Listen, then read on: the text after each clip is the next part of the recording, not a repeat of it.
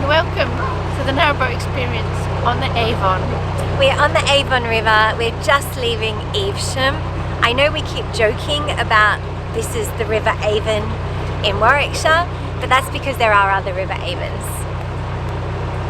This river is also called Warwickshire's Avon as well as Shakespeare's Avon. Evesham's a great place to stop. You can stay there for 2 nights, and it's got a little town and several little parks to walk through, and it's really nice. Yes, you can easily get 11,000 steps just by doing the circuit from the mooring around to the park. Yeah, and you can walk up as far as the Hampton Ferry, which is pulled across the canal by chain, and we'll show that to you today when we go past.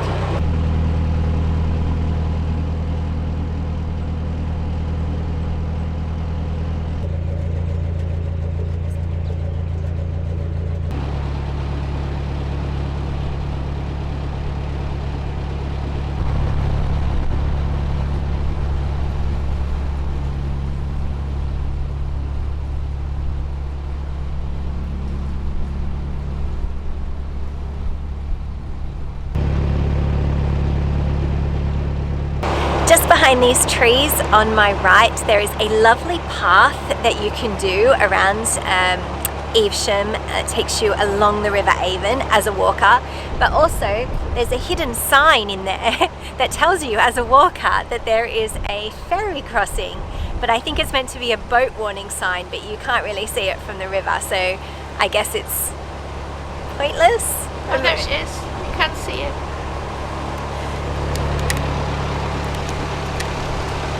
So we know what it says because we've been walking through that park. And I've read ahead in the book. Yeah, but if you were just cruising along, you'd be like, ferry crossing 500 meters. And I find that so true for so much cruising, is that you just have to do a tiny bit of research before you set off. If you don't want to get caught on a chain that goes across the river.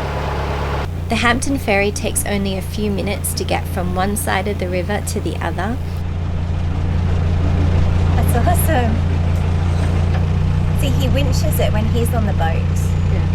And you're requested to toot your horn 3 long times upon the approach to give the driver time to move his ferry and also to lower the chain. The ferry here, Hampton Ferry, across the River Avon, is winched by hand today, just like it originally was in the 13th century. Way back then, the Benedictine monks needed to cross the River Avon because they lived on one side and their vineyards were on the other side. A pretty interesting solution, if you ask me. I guess the monks never really thought about narrowboats. Lots of time to spare. Doesn't feel like it though when you're going downriver. So there's a chain passing under the boat right now.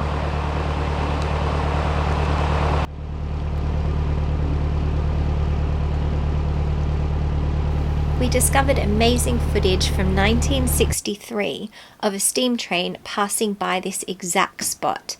It's silent footage, but it clearly shows the house in the foreground and a steam train passing by. It's amazing footage, and we thank Paul Plowman for preserving it and sharing it with us. He runs a comprehensive site of everything train related, so please check it out, www.mroll.com.au. We'll leave a link in the description box below. If you pause the footage, you can clearly see the ferry chain crossing across the River Avon right where we are now.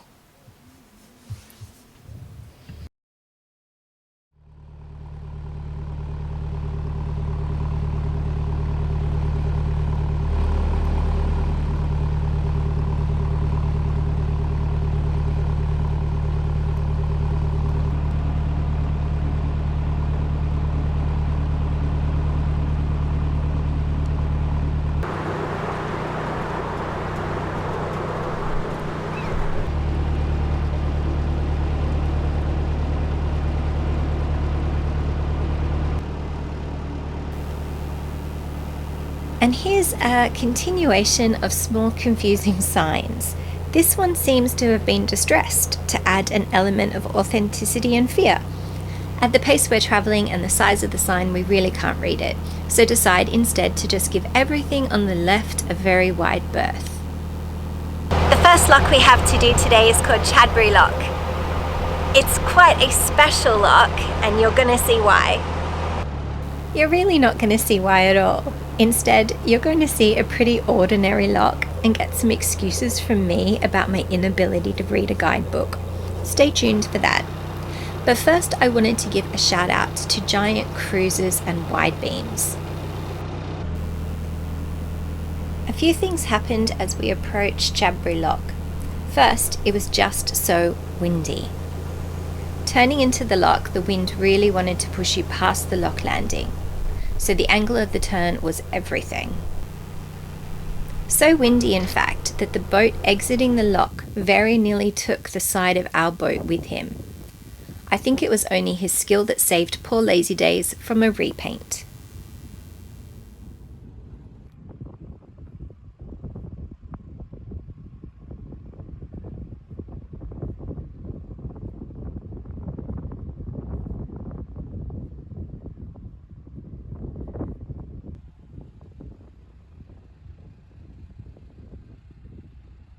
So this is Chadbury Lock. We thought it was going to be diamond shaped. However, it used to be diamond shaped, and when they restored it in the 1950s, they didn't keep the shape. It's a very windy lock, and as we came in and pulled up at the lock landing, the wind was pushing us into the lock landing, so it was quite difficult to get the boat into the lock. So if you are travelling along here, do beware of the wind, because it's a big open field and it's just whooshing across.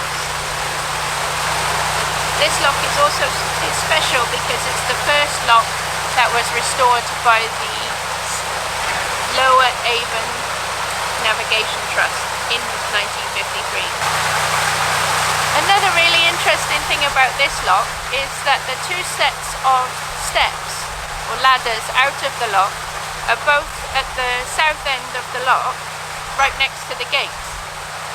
So it might be quite a tricky one for the single-hander, because you'd have to jump up probably a good metre from your roof of your narrowboat onto the sides of the lock.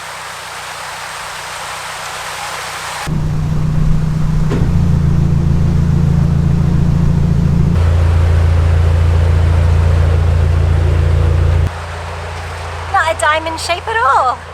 I read in the guidebook that it said it was formerly diamond, and I thought that meant the name, but that the lock would still be a diamond shape, because I have seen pictures of a diamond shaped lock before. So I think that's one of the different locks. Yeah, on the Avon. Yeah. Oh.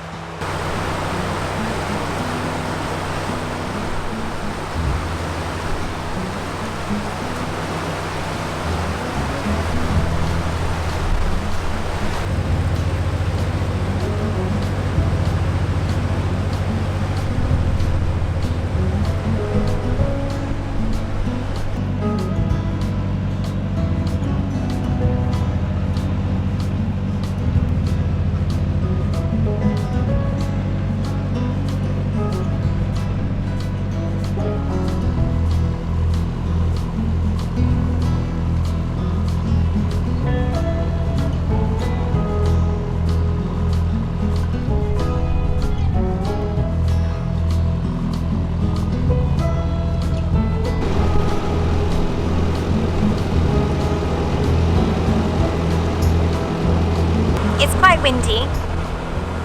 The wind isn't really bad enough to impact driving as such, but it's very windy, and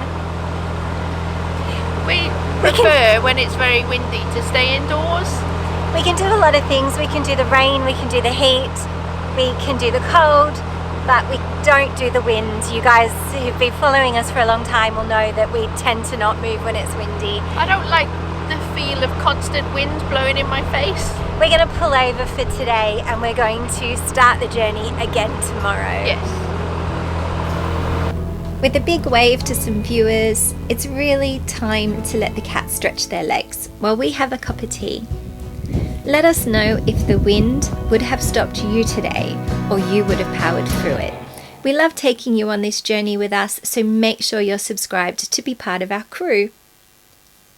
Stopping today has given me a little time to start this awesome painting of our narrowboat and the steam train.